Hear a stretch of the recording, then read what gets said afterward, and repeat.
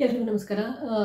ಇವತ್ತಿನ ಟಾಪಿಕ್ ಏನಂದರೆ medical ಅಬೋರ್ಷನ್ಗೂ surgical ಅಬೋರ್ಷನ್ಗೂ difference ಆಯಿತಾ. ಈ ವಿಡಿಯೋ ಏನಕ್ಕೆ ಮಾಡ್ತಿದ್ದೀನಿ ಅಂತಂತಂದರೆ, ರೀಸೆಂಟಾಗಿ ಇಲ್ಲಿ ಮೆಲ್ಬೋರ್ನಲ್ಲಿ ಒಂದು ಇನ್ಸಿಡೆಂಟ್ ನೋಡಿದೆ.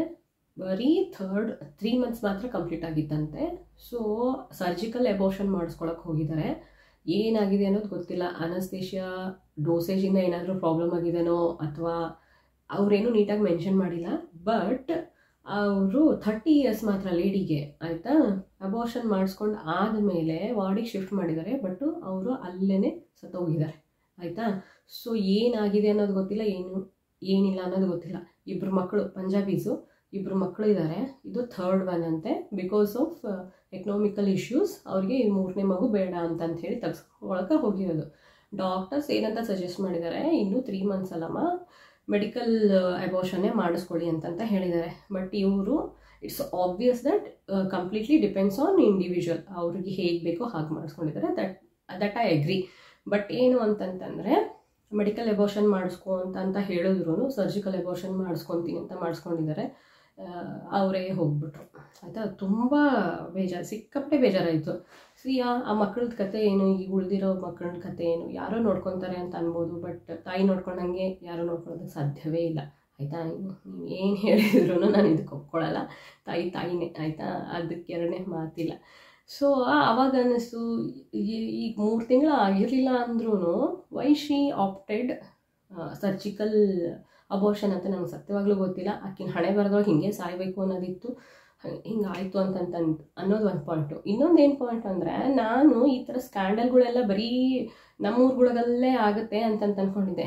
ಇದು ಇಷ್ಟು ಮುಂದುವರೆದಿರೋ ದೇಶ ನೋಡಪ್ಪ, ಇಲ್ಲೂ ಆಯಿತು. ಇದಕ್ಕೇನು ಹೇಳೋದು, ನನಗೆ ತುಂಬ ಆಶ್ಚರ್ಯ ಆಯಿತು. ಆ್ಯಂಡ್ ಇನ್ನೊಂದು ಏನು ಅಂತಂದರೆ, ಫುಲ್ ಹಾಸ್ಪಿಟಲ್ನ ಸಸ್ಪೆಂಡ್ ಮಾಡಿದ್ದಾರೆ just because of a common lady ಆಯಿತಾ. ಒಬ್ಬ ಸಾರ್ವಜನಿಕರಿಗೋಸ್ಕರ ಫುಲ್ ಹಾಸ್ಪಿಟಲ್ನ ಕ್ಲೋಸ್ ಮಾಡಿದ್ದಾರೆ ಆಯಿತಾ. ಅಲ್ಲಿ ಮಾಡ್ತಾ ಇದ್ರಾ?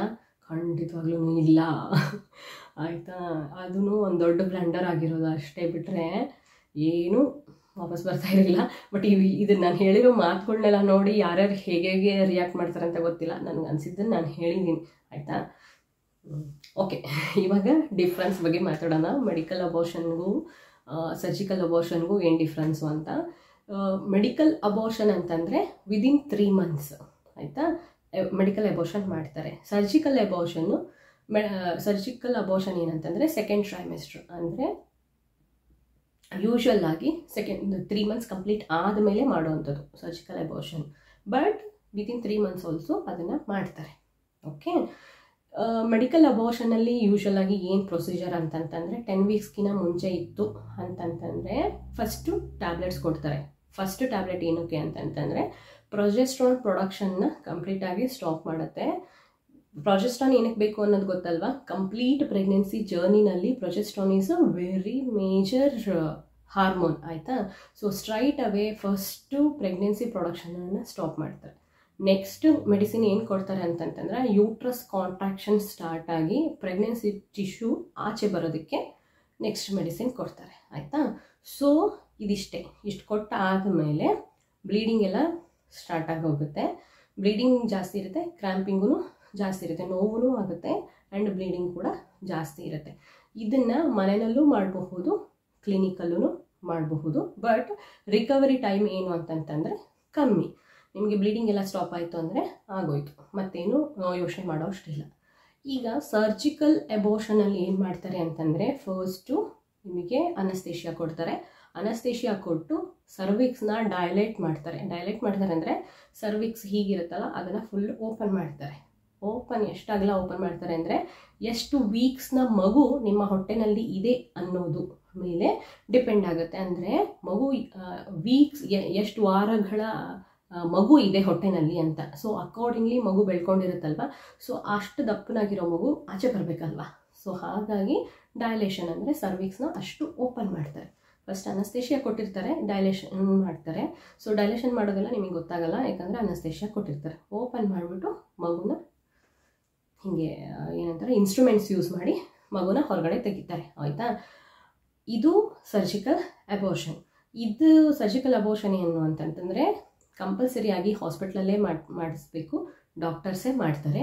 ಆ್ಯಂಡ್ ಮೈಲ್ಡ್ ಕ್ರ್ಯಾಂಪಿಂಗ್, ಮೈಲ್ಡ್ ಬ್ಲೀಡಿಂಗ್ ಇರುತ್ತೆ, ತುಂಬ ಬ್ಲೀಡಿಂಗ್ ಎಲ್ಲ ಇರಲ್ಲ. ಯಾಕೆ ಅಂದರೆ ಇನ್ಸ್ಟ್ರೂಮೆಂಟ್ಸ್ ಯೂಸ್ ಮಾಡಿ ಪ್ರೆಗ್ನೆನ್ಸಿ ಟಿಶ್ಯೂನ ಹೊರಗಡೆ ತೆಗಿಬೇಕಾದ್ರೆ ಕ್ಲೀನ್ ಮಾಡಿಬಿಟ್ಟಿರ್ತಾರೆ ಯೂಟ್ರಸ್ನ, ಆಯಿತಾ. ಸೊ ಬ್ಲೀಡಿಂಗು ಜಾಸ್ತಿ ಆಗೋದಿಲ್ಲ. ಬಟ್ ಮೆಡಿಕಲ್ ಅಬೋರ್ಷನಲ್ಲಿ ಬ್ಲೀಡಿಂಗ್ ಜಾಸ್ತಿ ಆಗುತ್ತೆ, ಕ್ರ್ಯಾಂಪಿಂಗ್ ಕೂಡ ಜಾಸ್ತಿ ಇರುತ್ತೆ. ಬಟ್ ಇದರಲ್ಲಿ ಸರ್ಜಿಕಲ್ ಅಬೋರ್ಷನಲ್ಲಿ ಬ್ಲೀಡಿಂಗ್ ಜಾಸ್ತಿ ಇರಲ್ಲ ಆ್ಯಂಡ್ ಕ್ರ್ಯಾಂಪಿಂಗ್ ಕೂಡ ಜಾಸ್ತಿ ಇರೋದಿಲ್ಲ. ಆ್ಯಂಡ್ ರಿಕವರಿ ಟೈಮ್ ಮಾತ್ರ ಸ್ವಲ್ಪ ಜಾಸ್ತಿ ಇರುತ್ತೆ. ಯಾಕೆಂತಂದರೆ ಫುಲ್ ಕಂಪ್ಲೀಟಾಗಿ ಅದನ್ನು ತೆಗ್ದಿರ್ತಾರಲ್ಲ, ಅಂದರೆ ಹಿಂಗೆ ಕ್ಲೀನ್ ಮಾಡಿರ್ತಾರೆ, ಆಯಿತಾ. ಸೊ ಅದಕ್ಕೆ ಒಂದು ಸ್ವಲ್ಪ ಜಾಸ್ತಿ ಬೇಕಾಗುತ್ತೆ ಟೈಮ್. ಅದರ್ ದ್ಯಾನ್ ದಿಸ್ ಏನು ಮೇಜರ್ ಇದೆ ಡಿಫ್ರೆನ್ಸು, ಆಯಿತಾ. ಸರ್ಜಿಕಲ್ ಅಂತಂದರೆ ಇನ್ಸ್ಟ್ರೂಮೆಂಟ್ಸ್ ಎಲ್ಲ ಯೂಸ್ ಮಾಡಿ ಮಾಡ್ತಾರೆ. ಮೆಡಿಕಲ್ ಅಬೋರ್ಷನ್ ಅಂದರೆ ಬರೀ ಪಿಲ್ಸ್ ಕೊಟ್ಟ ತಕ್ಷಣ ತನ್ನಷ್ಟಿಗೆ ತಾನೇ ಆಗೋಗುತ್ತೆ. ಆ್ಯಂಡ್ ಮೆಡಿಕಲ್ ಅಬೋರ್ಷನ್ನಲ್ಲಿ ವಿದಿನ್ 10 ವೀಕ್ಸ್ ಆರ್ 12 ವೀಕ್ಸ್ ಮಾಡ್ತಾರೆ. 12 ವೀಕ್ಸ್ ಮೇಲ್ಗಡೆಗೆ ಯೂಶ್ವಲಾಗಿ ಸರ್ಜಿಕಲ್ ಅಬೋರ್ಷನ್ನ ಆಪ್ಟ್ ಮಾಡ್ತಾರೆ. ಅಗೇನೇನು ಅಂದರೆ ಇಂಡಿವಿಜುವಲ್ ಮೇಲೆ ಡಿಪೆಂಡ್ ಆಗುತ್ತೆ, ಯಾರು ಮೆಡಿಕಲ್ ಅಬೋರ್ಷನ್ ಬೇಕಾ ಅಥವಾ ಸರ್ಜಿಕಲ್ ಅಬೋರ್ಷನ್ ಬೇಕಾ ಅನ್ನೋದು. ಆ್ಯಂಡ್ ಏಜ್ ಆಫ್ ಬೇಬಿ ಅಂದರೆ ಪ್ರೆಗ್ನೆನ್ಸಿ ಯಾವ ವೀಕಲ್ಲಿದೆ ಅನ್ನೋದು ಕೂಡ 10 ವೀಕ್ಸ್ ಆಗಿದೆನಾ ಪ್ರೆಗ್ನೆನ್ಸಿಗೆ ಅಥವಾ 14 ವೀಕ್ಸ್ ಆಗಿದೆನಾ ಅನ್ನೋದು ಆಧಾರದ ಮೇಲೆ ಮೆಡಿಕಲ್ ಅಬೋರ್ಷನ್ ಮಾಡಿದ್ರೆ ಕ್ಲಿಯರ್ ಆಗುತ್ತೋ ಇಲ್ವೋ ಅನ್ನೋದನ್ನು ಡಾಕ್ಟರು ಕ್ಲೀನಾಗಿ ಅನಲೈಸ್ ಮಾಡಿ ಆಮೇಲೆ ಮಾಡ್ತಾರೆ. ಓಕೆ, ಸೊ ಇದಿಷ್ಟೇ medical abortion and clinical abortion ಬಗ್ಗೆ. ಇದ್ರ ಬಗ್ಗೆ ಏನಾದರೂ ಡೌಟ್ ಇತ್ತು ಅಂತಂದರೆ ಕಮೆಂಟ್ ಮಾಡಿ ತಿಳಿಸಿ, ಸೊ ದಟ್ ಉತ್ತರ ಕೊಡೋದಕ್ಕೆ ಟ್ರೈ ಮಾಡ್ತೀನಿ. ಆ್ಯಂಡ್ ಈ ವಿಡಿಯೋ ನಿಮಗೆ ಇನ್ಫಾರ್ಮೇಟಿವ್ ಅಂತ ಅನ್ನಿಸ್ತು ಅಂತಂದರೆ ಲೈಕ್ ಮಾಡಿ, ಕಮೆಂಟ್ ಮಾಡಿ, ಶೇರ್ ಮಾಡಿ ಆ್ಯಂಡ್ ನನ್ನ ಚಾನಲ್ನ ಸಬ್ಸ್ಕ್ರೈಬ್ ಮಾಡಿ. ಧನ್ಯವಾದ.